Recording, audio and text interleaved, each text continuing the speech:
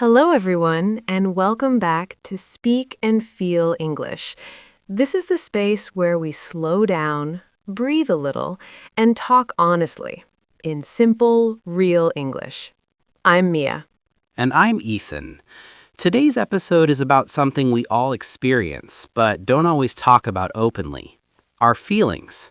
Yes, not the dramatic kind you see in movies, but the quiet ones. The ones that sit with you when the room is silent. The ones you scroll past but still feel.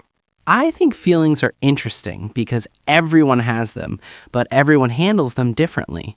Some people talk a lot, some people stay quiet, some people don't even know what they're feeling. That's so true. Sometimes I ask myself, am I sad or am I just tired? And it takes time to figure that out. Same here. For a long time, I thought being strong meant not feeling too much. But now I realize strength actually comes from understanding what you feel, not ignoring it. Exactly.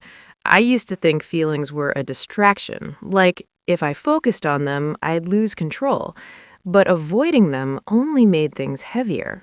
Yeah, when you don't talk about your feelings, they don't disappear. They just show up in other ways: stress, anger, silence. Or even physical things, like headaches, tight shoulders, or that heavy feeling in your chest. So, today we're not here to give advice like experts. We're just two people talking honestly about feelings, how they show up, how we deal with them, and how we learn from them. Let's start simple. Ethan, how do you usually know what you're feeling? Honestly, I don't always know right away. Sometimes I notice my behavior first. If I'm quiet, distracted, or irritated, that's when I stop and ask myself what's going on inside. That's interesting. I usually feel emotions in my body first. My stomach gets tight, or my breathing changes. It's funny how feelings speak different languages for different people. Yes, and learning that language takes time. I think one of the hardest feelings to talk about is sadness.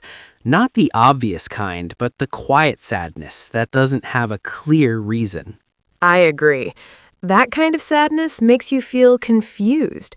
You start asking yourself, is something wrong with me? Exactly. And because you can't explain it, you don't talk about it. You just say, I'm fine. That word, fine, is dangerous sometimes. It really is. It's a shield. It protects you from questions, but it also keeps you alone.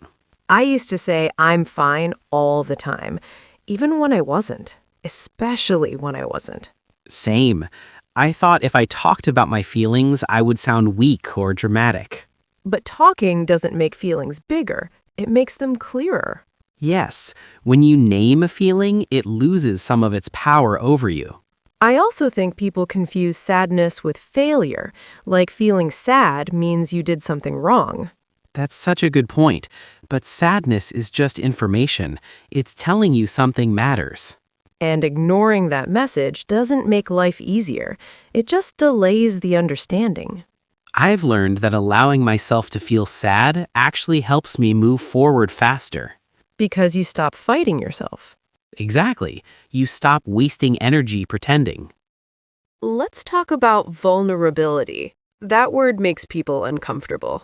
Because vulnerability feels like exposure, like standing without armor.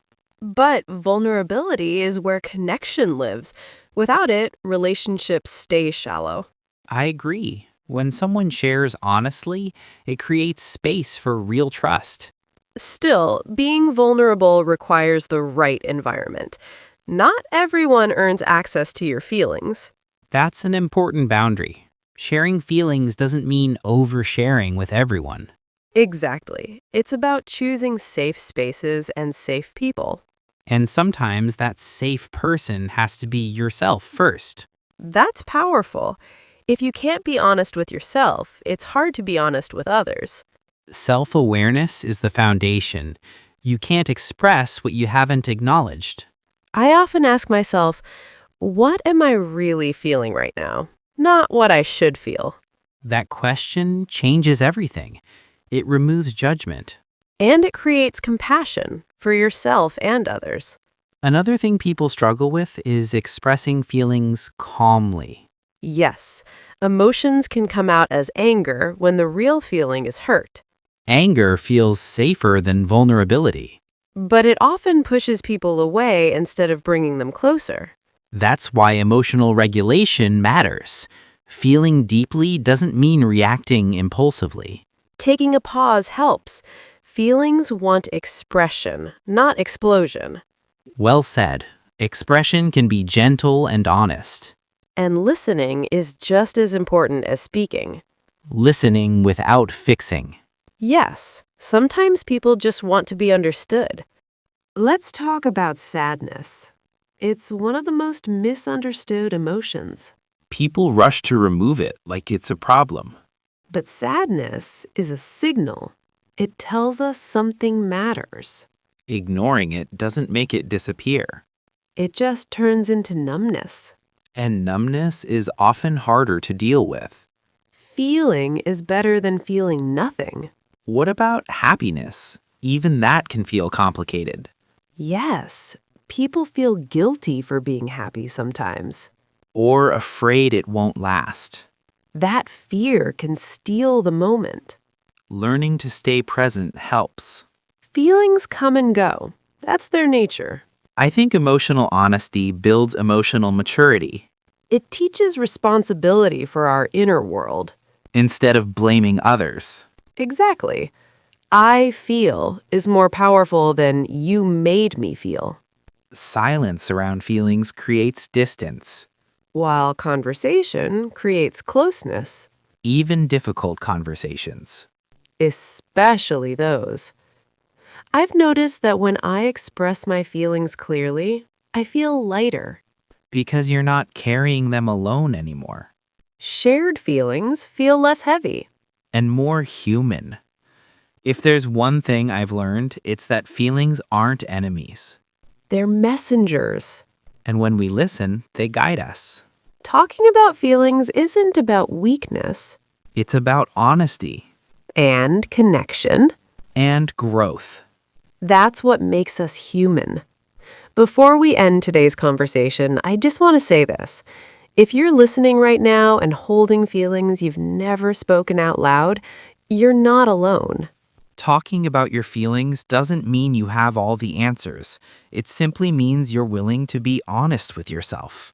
And honesty is the first step toward healing, understanding, and real connection. So take a moment after this episode. Check in with yourself. Ask how you're really feeling. And if you can, share that feeling with someone you trust, or even write it down. Thank you for spending this time with us and being part of this conversation. If this episode resonated with you, don't forget to like, share, and subscribe to the channel. You're listening to Speak and Feel English. We'll see you in the next episode. Take care.